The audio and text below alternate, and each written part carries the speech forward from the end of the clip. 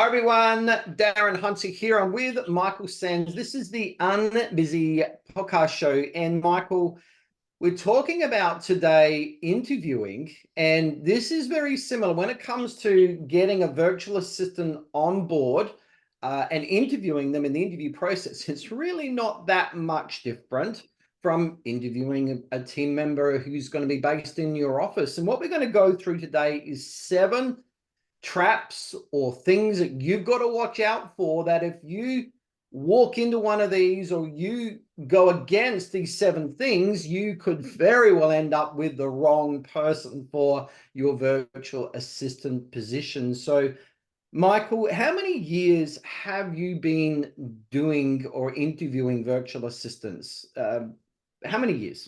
Yeah, I guess with Teams by Design coming up to 6 years, but if you go back, well, 2007, a long time ago. But let's just look at the last 5 or 6 years, because we have done thousands of interviews of prospects, and I guess we have the benefit compared to a business owner that only gets to interview a handful of people probably in their tenure. We have done thousands. So I would like to say that we are a market authority on some of these tips. I think you are a market authority on this, having done thousands and thousands of interviews, and congratulations. But moving forward, everyone, the position that we're interviewing for, that these 7 traps to look out for, the position is we're looking for a work from home virtual assistant, or what Michael calls a work from home executive, that can work in a property management business or a real estate business anywhere of Australia, New Zealand, or the United States or the United Kingdom. So the person will be in a work from home situation. So the pitfalls that we're looking for are surrounding that particular topic. So let's start off with number 1, Michael. Let's get right into it. We're interviewing a person, and the number 1 pitfall that you came up with is they show up with their camera not on. So we're doing a Zoom interview and the camera isn't on. Why is that a problem, and why is that a concern, Michael, right now? So being in real estate, property management, sales, it's a very human business, very human business. And, someone working from home, we want to make sure that they have, well, one, working equipment, but I want to know who the person is. I want to see their body language. I want to see how they engage. If they're too scared to hide behind a camera, that could suggest, their work conditions, where they're living isn't appropriate, their background isn't appropriate. What have you. When I'm interviewing, I'm not just interviewing the person that I can see in the camera, I'm doing an assessment of where they're at. But it's very important. If someone turns up with no camera, I say, would you like to reschedule this? Is internet speeds an issue? Is that a reason why you think that they're not putting their camera on? Yeah, sometimes bandwidth is a problem, and so they sacrifice having their camera off, in which case also that's another red flag that we look at. Why don't they have that? Why don't they have a camera? Some people will say that I need to buy a camera, which suggests that they're not ready or set up to work from home. So these are things we need to look at. You go down a rabbit hole just from not having the camera on. There's 10 further things that we would jump to conclusions with, and then we have to check them off. Now, Michael, you go through a very detailed questionnaire with them before they even get to this stage. So they've told you that they've got great internet speed and they've got all the right specs on computers and all of that. And they show up and they don't have their camera on. Then I can see that would be a really big red flag for you. Yeah, look, it's an initial acknowledgement they have to make with us before they get to even the second stage of the interview process. They've got to confirm their internet speed, their computer, their RAM, that they've got 2 screens. There are some allowances, of course, Darren, about having 2 screens. Like with us, a team member can have 6 weeks to get a new screen and a second screen. I don't think anyone can do property management with 1 screen. So if you're recruiting someone that has 1 screen, there is significant time wastage that they are doing with just 1 screen. You can't keep alt-tabbing between your property CRM and a spreadsheet and a phone system. The time lost during the day is significant. All right, moving on. The next red flag that you put up is you're wanting to interview the person and they are now rescheduling. Why is that a problem? Yeah, so we set times with our attendees for the interviews, and throughout the week. We see a trait that when prospects are rescheduling consistently, it's a time management issue. It also may mean that they can't do the meeting now because there's too much happening at home. And so they simply can't have that meeting right then. We then have to assess that as, well, is this going to be a consistent trait? Is your work environment, your work home environment not conducive to having face-to-face Zooms, to being able to operate and do your job at the capacity we need you to do it at? And so by rescheduling, we ask, why? And we would only let someone reschedule one other time because it's just too consistent as going to be a problem. And we know that from the thousands of interviews we've done. If you've got to reschedule more than once, that's going to be a problem. All right. And wouldn't that also go for people showing up late? You're sitting there in Zoom waiting, 5 minutes or whatever. Is that also a red flag for you as well? Yeah, when they turn up late, we ask them. And Darren, when I'm doing the interview, I'm not stern, I'm not aggressive. I would kind of make a bit of light around the situation, like what you say when Dennis and I are late. Oh, thanks for joining us. I appreciate your day's been a bit hectic. And then those that turn around and go, oh yeah, no problem, and then just sit there and say, no, nothing's happened. But then I would ask, oh, so you're a bit late today. We have got another appointment afterwards. I can't reschedule at the moment. So I let them know time is precious. And then, sometimes that throws them a little bit. But if they are going to be late and they don't tell you, massive red flag. Because if they don't tell you, what happens if you do employ them and then they're late and then they're late and they're late? And also, Darren, I see an entitlement issue with some, and I normally see it in men, and that if they're late, so what? Who cares? But I see like when the women are late, like they generally they care and there's a reason behind it and they're apologetic. But I find a male is more like, yeah, I'm here now. So when people reschedule, no more than 2 reschedules, no more than twice. Don't try and set it up twice. Okay, and these are very parallel to employing someone in the office. Same rules apply. All right, next one. So we're wanting to employ someone in a work from home environment, and you've got here they're not using any noise or have using any noise cancelling software. Why is that a problem? This is funny, right? We thought that we would try and do some recruiting around where some other outsourcing companies have their virtual assistants in the Philippines, just kind of seeing some of the talent out there. And, there's a lot of other outsourcing companies and their offices are domiciled in really low socioeconomic areas. And so they generally attract, people that are local to them, but the living conditions around where those offices are set are really poor. So you're talking about aluminium, steel walls, and we were doing an interview with someone that was actually trying to work from home for one of these companies. And I remember Dennis was on the phone too, and we're talking to them and we hear moo. I was like, oh, okay, have you got a cow? And she said, no, I don't have a cow. It's like, oh, okay. I'm messaging Dennis going, I'm pretty sure I heard a cow. And then I hear a rooster. And I'm like, have you got a rooster? And she goes, no, I haven't got a rooster. I don't have any livestock at all. I said, oh, okay. And then you hear this motorbike in the background. I'm like, I'm so sorry, but there's a lot of background noise here. Do you have any noise cancelling headphones? And well, she said no. The funny thing was when we pressed her further, she said, I don't, but my neighbors have got cows and chickens and livestock. And the motorbike is just the street. So, you've got all the cars and the traffic on the street, and that's the motorbike. So if you've got someone that doesn't have a noise cancelling setup, you're going to hear all these background noises. It's not professional. So it could be the right person, but just the wrong environment, particularly if you are using them in tasks where they're speaking to clients and things like that. But really, Michael, if they're just doing data or doing tasks where speaking to a client or a tenant or something like that is not important, is the farm noises and background of motorbikes an issue? For me, yes, but other people maybe not. Right, but there's a program called CRISP with K.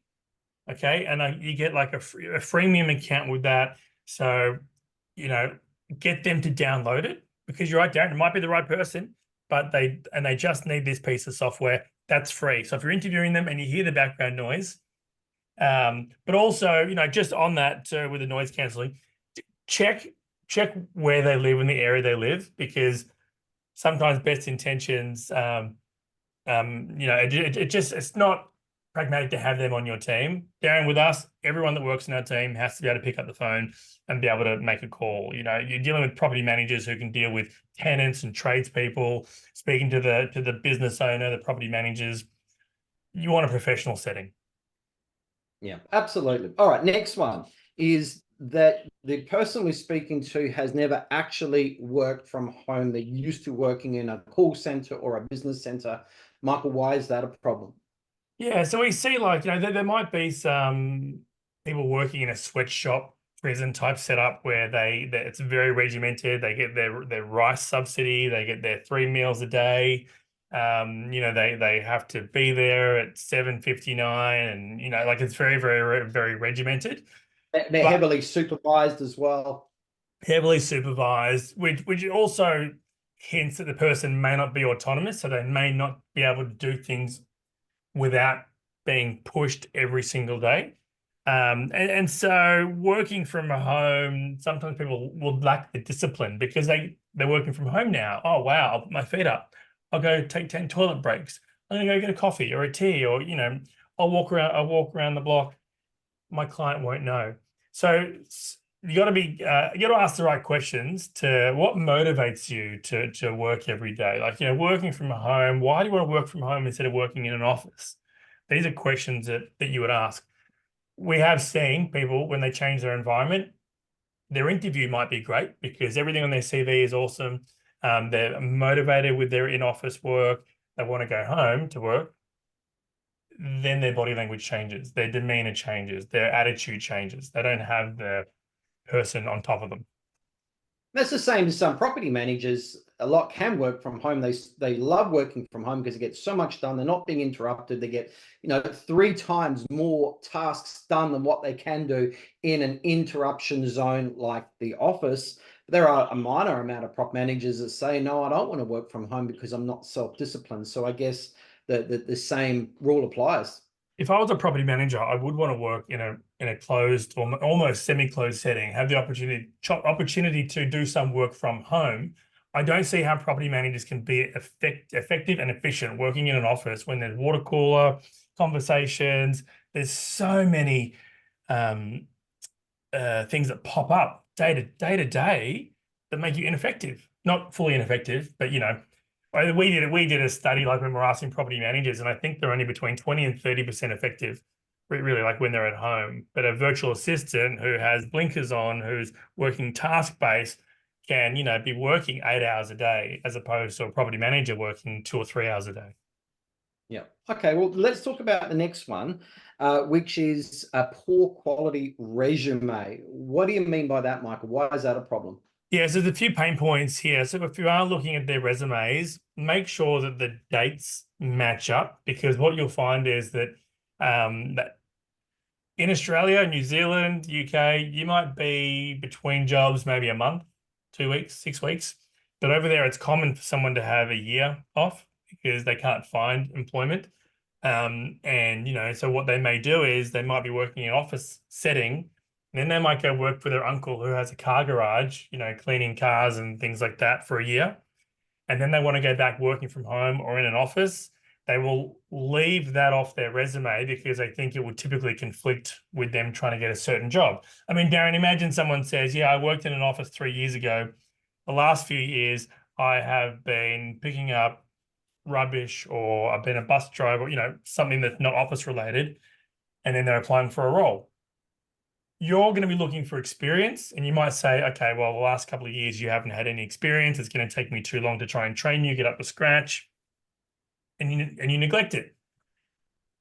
I find a lot of people in the Philippines have a lot of gaps in their resume. So just have a look and ask, what have they been doing? It's more important, what have they been doing, and, you know, is it adaptable into what we need, you know, for our business also? And then another thing on their resumes is they put a lot of useless information on there. Like, I want to know what they've been doing. I want to know the area that they live in. But for you, Darren, if you were to pick up a resume and you're looking at their college education, you're not going to know where they went to school. You're not going to know like whereabouts they live. But it's the gaps on the resumes that a lot of them leave out. And also when they just use a basic Word template. If someone uses like a really, really terrible template of Word, it makes me think that this person probably isn't someone that is autonomous and they're looking to go that next step and make it pretty more detailed. I think that is a clear reflection of the type of person that they are if they're giving you something that's pretty crap quality in a resume. Because I know that if you like, can you imagine Bev giving us a Word document with irrelevant information? You wouldn't hire her, right? But she's so detailed and meticulous, and you can see that. You can see how proud she is.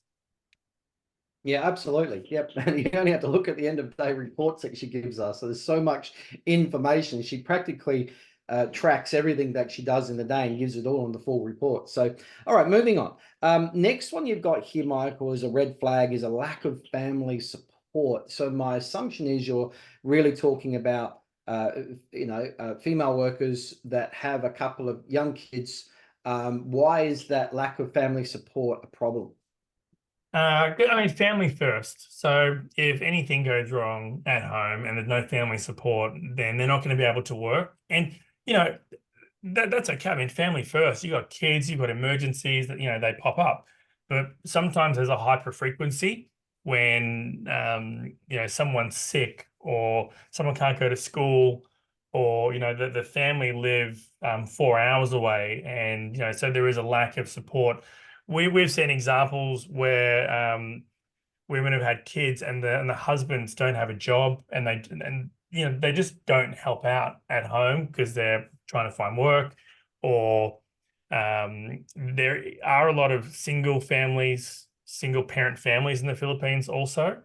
And that stems from poor education from going through school around family settings. But lack of support means that work will always take second, third, fourth place, right? So just ask in the interviews, oh, great, you got a family, what do you do when someone's sick? What support have you got around you? And then make your assessment that way. Darren, like you were saying before, sometimes, if they're not on the phone, if they're doing the data admin tasks, it may not be a 9 to 5 job. So, it might be okay for someone that doesn't have family support to be able to log in and log out when they can do work. So find out what's comfortable with your work. But for us, they need to show us a support network because we're professionals, right? We're acting as property managers.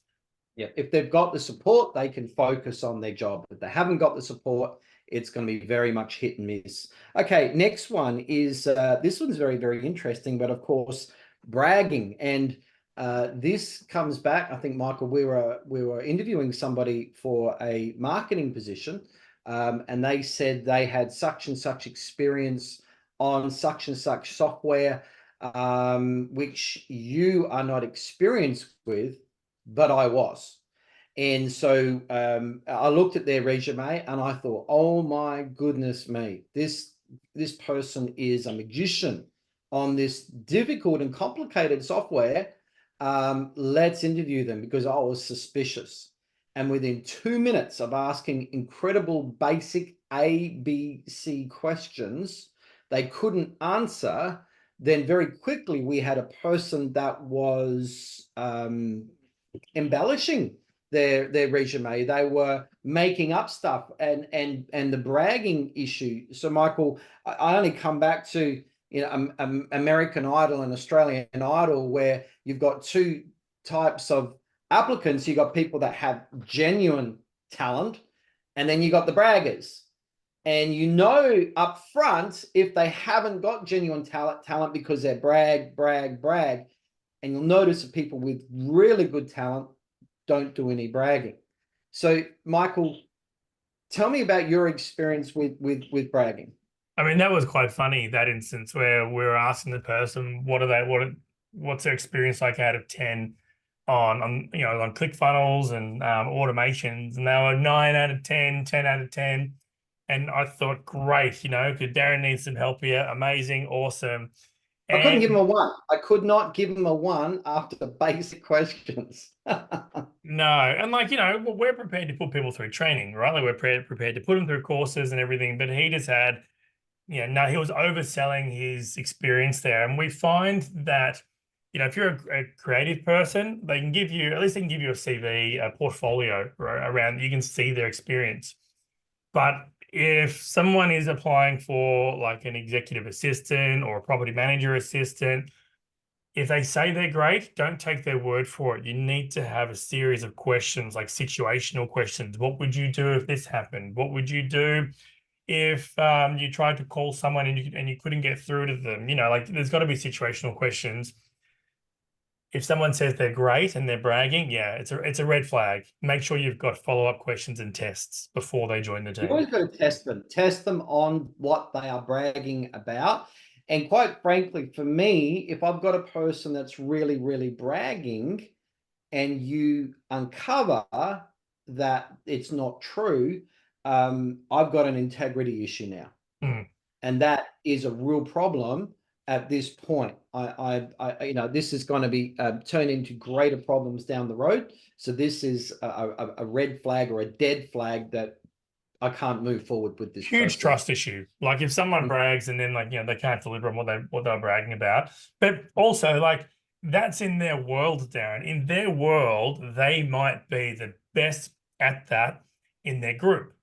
But in a professional setting, and when you're looking at going that next level, you know, yeah, we need to test. You have to test. You know, you've got to test. And if you don't know the questions to ask, go onto Google and ask Google questions on, you know, how do I test my team member for this role? Yeah.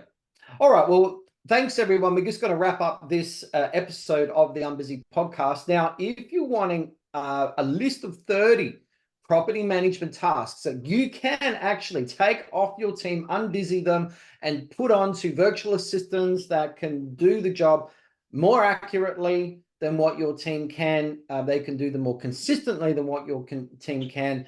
And more cost effectively than what your in-office team can do, just go to teamsbydesigntasks.com. That's teamsbydesigntasks.com. If you want to have a chat to Michael about your next move with a virtual assistant, whether you're thinking about it or you got some serious plans, book into Michael's diary now. Just go to unbusychat.com. That's unbusychat.com, and that will get you straight into Michael's diary. So Michael, that was a great episode, another one to add to the episode library in the Unbusy podcast show. And thanks everyone, and we'll see you on the next episode. Thanks, Darren.